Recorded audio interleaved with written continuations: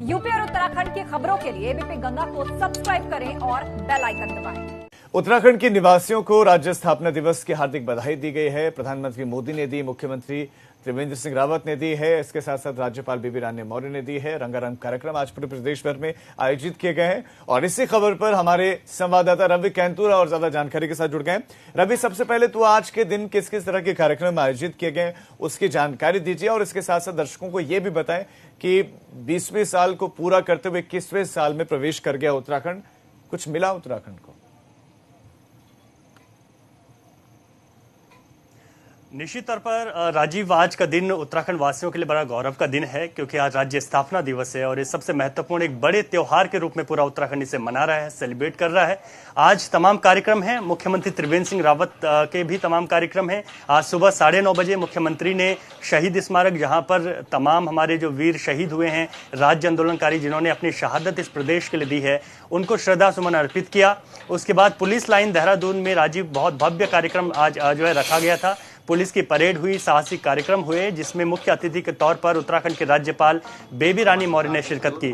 इसके साथ ही मुख्यमंत्री त्रिवेंद्र सिंह रावत भी यहां पर मौजूद रहे और उन्होंने पूरे प्रदेशवासियों को आज उत्तराखंड राज्य स्थापना दिवस की शुभकामनाएं दी हैं और ये आश्वस्त किया है जिस तरीके से उत्तराखंड दिनों दिन प्रगति कर रहा है और जिन चीजों पर अभी काम किया जाना है उन चीजों की ओर बीजेपी सरकार काम कर रही है और लगातार ये कोशिश कर रही है कि उत्तराखंड लगातार प्रगति के पथ पर आगे बढ़ता रहे। आज का जो सबसे महत्वपूर्ण कार्यक्रम है वो गैरसैंण में है क्योंकि पहली बार ऐसा होगा जब गैरसैंण में मुख्यमंत्री त्रिवेंद्र सिंह रावत वहां पर पहुंच रहे हैं और इसके साथ ही राज्य स्थापना दिवस के दिन वहां पर परेड का आयोजन किया गया है। तो 1:20 पर मुख्यमंत्री गैरसैंण पहुंचेंगे, वहां पर भराड़ीसैंण में पूजा अर्चना करेंगे और 1:50 का जो वक्त है वहां पर परेड शुरू हो जाएगी और रंगारंग कार्यक्रम की जो दिलचस्प जो खूबसूरती है उत्तराखंड की वो वहां पर भी राजीव देखने को मिलेगी। इसी के साथ ही वहां पर उसके बाद वहां के जो स्थानीय लोग हैं उनसे ई संवाद भी करेंगे, ई संवाद पर चर्चा करेंगे कि क्या क्या कुछ वहां पर हुआ है। तो इसके साथ ही राज्य आंदोलनकारी जो उत्तराखंड में है उन्होंने भी कई कार्यक्रम रखे हैं और जो भी शहीद स्मारक है वहां पर वो श्रद्धा सुमन अर्पित कर रहे हैं। मसूरी में भी अगर हम बात करें तो वहां पर श्रद्धा सुमन अर्पित किए गए हैं और इसके साथ ही देहरादून के शहीद स्मारक पर भी सुबह ये कार्यक्रम रखा गया है। जहां तक उत्तराखंड में क्या खोया और क्या पाया इन 20 सालों में, तो उत्तराखंड जवान हो चुका है, 20 वर्ष हो चुके हैं उत्तराखंड को बने हुए और ऐसे में 21वें वर्ष में हम प्रवेश किए हैं। लेकिन कई ऐसी चीजें थी जो राज्य आंदोलनकारियों की भावनाएं थी, उन भावनाओं पर भी आज कई जगह कार्य अपूर्ण है, पूरे नहीं हो पाए। उन कार्यों पर काम करने के लिए, क्योंकि दो सरकारें यहां पर रही, भाजपा और कांग्रेस की दोनों ही सरकारों ने यहां पर समय समय पर काबिज रही हैं और हमेशा ही उन्होंने जब स्थापना दिवस आया तो अपनी उपलब्धियों को गिनाया है। ऐसा नहीं है कि उत्तराखंड में काम नहीं हुआ है, लेकिन कई ऐसे मसले हैं जो उत्तराखंड में आज भी लटके हुए हैं, उन मसलों पर काम होना है और इस बार भी एक बार फिर से मुख्यमंत्री ने सभी को यह भरोसा दिलाया है कि वो इन कामों को पूरा करेंगे और इसको लेकर आगे बढ़ेंगे। तो आपका इस तमाम जानकारी के बहुत शुक्रिया। बता रहे हैं कि गैरसैंण में विशेष कार्यक्रम आयोजित किया है और अब से कुछ देर बाद खुद मुख्यमंत्री त्रिवेंद्र सिंह रावत गैरसैंण पहुंचने वाले हैं। गैरसैंण में ये पहली बार होगा कि स्थापना दिवस का कार्यक्रम इतने भव्य तरीके से मनाया जाएगा। वैसे तो गैरसैंण को हमेशा से ही दरकिनार किया गया। हाँ, राजनीतिक मंचों पर, राजनेताओं के चेहरों पर, राजनेताओं की जुबान पर गैरसैंण का जिक्र होता था और खासतौर पर जब राज्य स्थापना दिवस का वक्त आता था तब खासकर। लेकिन आज वहां पर कार्यक्रम पहली बार आयोजित हो रहा है, ये भी अपने आप में विशेष। भराड़ीसैंण मुख्यमंत्री पहुंच रहे हैं।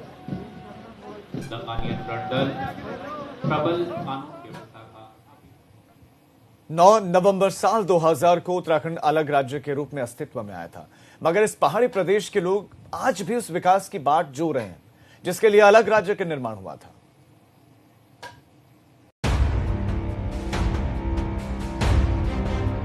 नौ नवंबर 2000 को उत्तराखंड अलग राज्य के रूप में अस्तित्व में आया। 2000 से लेकर 2006 तक इस पहाड़ी प्रदेश को उत्तरांचल के नाम से जाना जाता था, मगर जनवरी 2007 में लोगों की भावनाओं को ध्यान में रखते हुए राज्य का आधिकारिक नाम बदलकर उत्तराखंड कर दिया गया। इन 19 साल के भीतर उत्तराखंड ने कई उतार चढ़ाव देखे। राजनीतिक घटनाक्रम हुए तो केदारनाथ जैसी बड़ी आपदा झेली। विधानसभा चुनाव में जनता ने भाजपा सरकार को पूर्ण बहुमत दिया, मगर पहाड़ की आवाम की नाराजगी इस बात को लेकर है कि प्रदेश सरकार सूबे के विकास पर ध्यान नहीं दे रही है।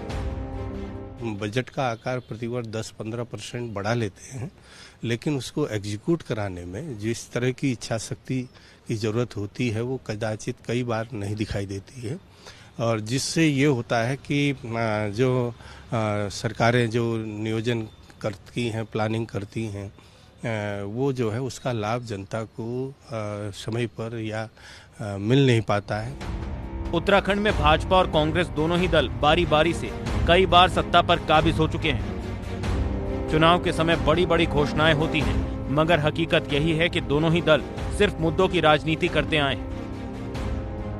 उत्तर प्रदेश से अलग होकर अपना उत्तराखंड का नारा बुलंद करने वाले यहाँ के लोगों को विकास के नाम पर केवल आश्वासन ही मिलते रहे। न प्रदेश से पलायन रुका और न ही उत्तराखंड को स्थायी राजधानी मिल पाई। सरकार भले ही ये कहती हो कि सूबे में विकास की गंगा बह रही है, मगर विपक्ष में बैठी कांग्रेस को नहीं लगता कि विकास का पहिया 1 इंच भी घूमा है। आप पत्रकार के साथ साथ नागरिक हैं, यदि कहीं कोई काम हो रहा हो तो बताइए। कहीं कोई काम हो ही नहीं रहा। भारतीय जनता पार्टी केवल वादा करती है, सपने दिखाती है, झूठ बोलती है, काम नहीं करती है और जनता इसका जवाब देने के मूड में आ गई। सरकार के सामने अभी भी ढेरों समस्याएं मुंह बाहे खड़ी हैं। पहाड़ों के दुरुस्त इलाकों तक शिक्षकों को पहुंचाना, स्वास्थ्य सेवा, खाली होते पहाड़ पर रोजगार के साधन उपलब्ध कराना, ऐसे कितने ही बड़े मुद्दे हैं जिनके लिए कोई ठोस योजना नहीं बन पाई। तो यूपी से अलग होकर उत्तराखंड अलग राज्य तो बना, मगर इसके लिए कितने ही लोगों ने कुर्बानी भी दी है। मसूरी, खटीमा, मुजफ्फरनगर, रामपुर तिराहा गोलीकांड, ऐसी कई बड़ी घटनाएं हैं जिनका जिक्र हमेशा होता रहेगा।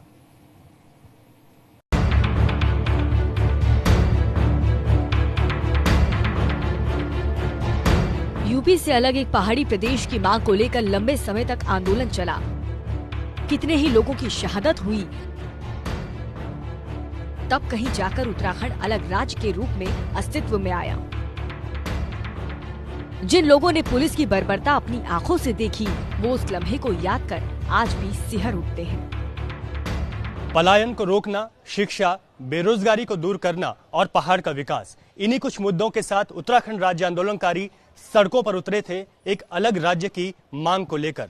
भले ही सन 2000 में उत्तराखंड राज्य अलग हमें मिल गया, लेकिन बावजूद इसके उत्तराखंड राज्य के जो आंदोलनकारी हैं वो आज भी संतुष्ट नहीं हैं।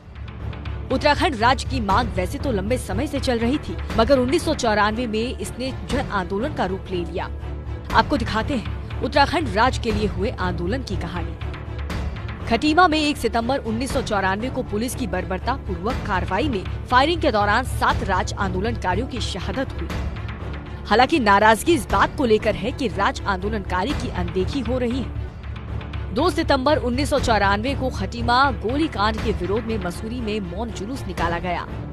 पुलिस की गोलीबारी में 21 लोगों को गोली लगी, जिसमें से 6 राज्य आंदोलनकारी शहीद हो गए। 2 अक्टूबर 1994 को दिल्ली कूच की कोशिश कर रहे निहत्थे लोगों पर मुजफ्फरनगर के रामपुर तिराहे के पास गोलियां बरसाई गईं। इस गोलीकांड में राज्य के 7 राज्य आंदोलनकारी शहीद हो गए।